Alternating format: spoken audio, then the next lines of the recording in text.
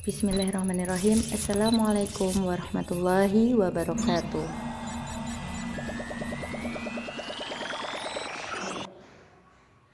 Selamat pagi anak-anakku yang hebat. Hari ini kita akan belajar kisah keteladanan Nabi Nuh alaihi wasallam. Kisah Nabi Nuh alaihi wasallam. Setelah Nabi Idris alaihissalam wafat, sedikit demi sedikit iman masyarakat mulai menipis.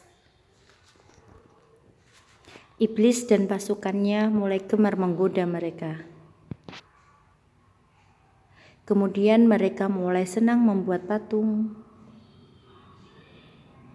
Mereka membuat patung untuk penghormatan para pahlawan, leluhur, tokoh-tokoh yang sudah mati. Patung-patung itu diberi nama sesuai tokoh-tokoh itu. Dari sekedar penghormatan, lama-kelamaan mereka mulai menyembah patung-patung itu. Mereka percaya bahwa patung-patung itu mempunyai kehebatan dan kekuatan yang bisa melindungi dan menentukan nasib mereka. Di antara patung-patung yang disembah itu ada 5 yang mereka agungkan, yaitu Wat, Suwa, Yaqut, Ya'uq, dan Nasr. Inilah asal mulai manusia menyembah patung dan berhala. Tentu saja ini semua pekerjaan iblis dan pasukannya yang berusaha sekuat tenaga menyesatkan manusia agar tidak menyembah Allah dan masuk neraka bersama mereka. Allah SWT tidak membiarkan manusia tersesat semua tanpa adanya sebuah petunjuk. Maka Allah memilih Nuh alaihissalam untuk mengingatkan kaumnya agar meninggalkan patung-patung yang mereka sembah dan kembali menyembah Allah Subhanahu wa Ta'ala. Siapakah Nabi Nuh alaihissalam itu? Nabi Nuh alaihissalam adalah Nabi dan Rasul Allah yang ketiga. Beliau telah berdakwah selama 950 tahun lamanya. Namun, pengikutnya sangat sedikit sekali. Akan tetapi Nabi Nuh alaihissalam tidak pantang menyerah dalam menyebarkan ajaran agama Islam kepada kaumnya, Bani Rasif. Bani Rasif merupakan salah satu kaum yang salah kaprah akan ajaran Islam, yakni ia merupakan penyembah berhala dan tauhid atau setan. Hari demi hari Nabi Nuh alaihissalam berdakwah, akan tetapi anaknya yang bernama Kan'an tidak mempercayai ajarannya, begitu pula dengan istrinya.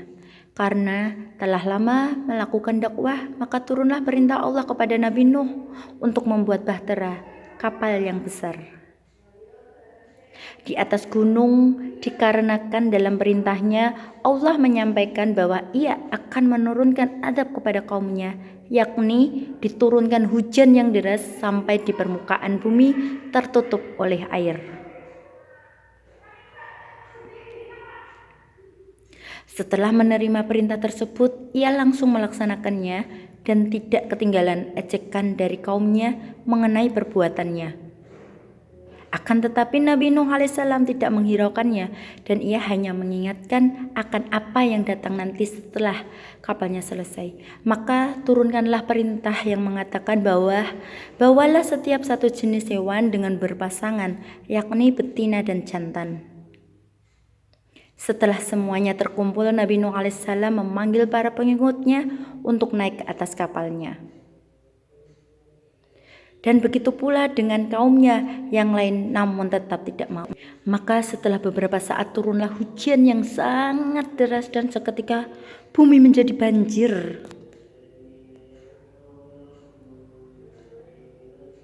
Namun ketika Nabi Nuh berlayar mengingat anaknya yakni Kan'an,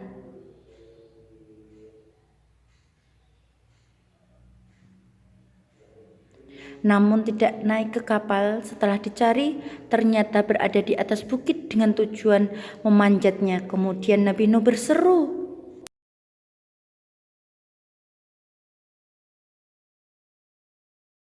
"Anakku sayang, masuklah ke dalam kapal ini. Tidak ada yang bisa selamat dari azab ini kecuali yang berada di dalam kapal. Tidak, ayah. Aku akan memanjat bukit yang tinggi. Pasti aku akan selamat. Tiba-tiba ombak besar menghantamnya.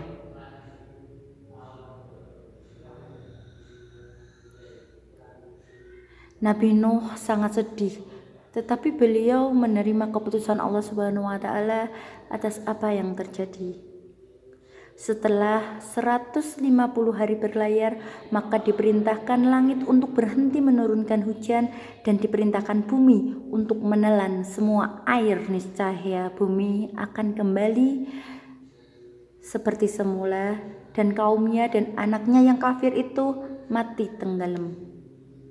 Kemudian orang-orang beriman keluar dari kapal dengan selamat.